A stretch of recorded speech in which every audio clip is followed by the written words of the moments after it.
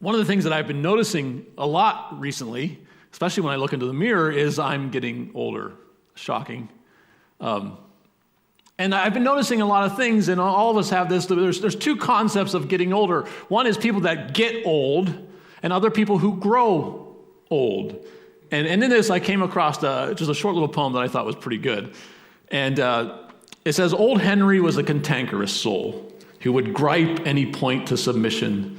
Those who had known him, and some wanted to stone him, knew stubbornness was his tradition. He'd argue the news or political views with a very short fuse to ignition, tear down your beliefs in a volley of grief with the fury of nuclear fission. Most folks would relent and escape to their tent, pack it up and scurry away, but he didn't care if they choked on thin air because old Henry was a cantankerous soul." Though we've met people like that, right? That get off our lawn mentality, this where life has turned them now into this person of just cantankerous behavior. And in the text, it's interesting to read some of these stories. And one that I really like is the story of the life of Jeremiah. If you want to look at someone that had issues, study Jeremiah. And he writes this in Jeremiah 35. He says, for 23 years, from the 13th year of Josiah, son of Amon, king of Judah, until this very day, the word of the Lord has come to me, and I have spoken to you again and again and again, but you haven't listened. And then he continues with this in another portion. It's a little hard to read.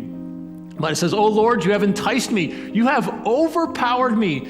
If I would say I'm not going to mention your name again, if I'm going to stop preaching, then within me there is something like a burning fire and I can't keep it in. I'm struggling with holding it in. All my friends are wanting for me to slip, saying perhaps he'll be deceived. Then we will prevail over him and take our revenge on him. But the Lord is with me like a mighty warrior. Sing to the Lord, give praise to the Lord. He rescues the life of the needy from the hands of the wicked." How would you like for 23 years to preach and preach and preach and nothing happens? If you look at his life, he's called by God and he even protests the calling. He's mocked and persecuted by his fellow villagers. He's forbidden by God to marry or have children, beaten and put in the stocks by the priest at Pashhur. He barely escapes the death sentence, demanded by a mob, must go into hiding for his preaching. He's accused of being a traitor for announcing God's judgment on Jerusalem. And after being thrown into a dry well to perish, he eventually is rescued and kept in a prison, only to be carried off into Egypt against his will. And he writes, "If I would stop preaching, it's like a fire within me, and I can't even keep it in."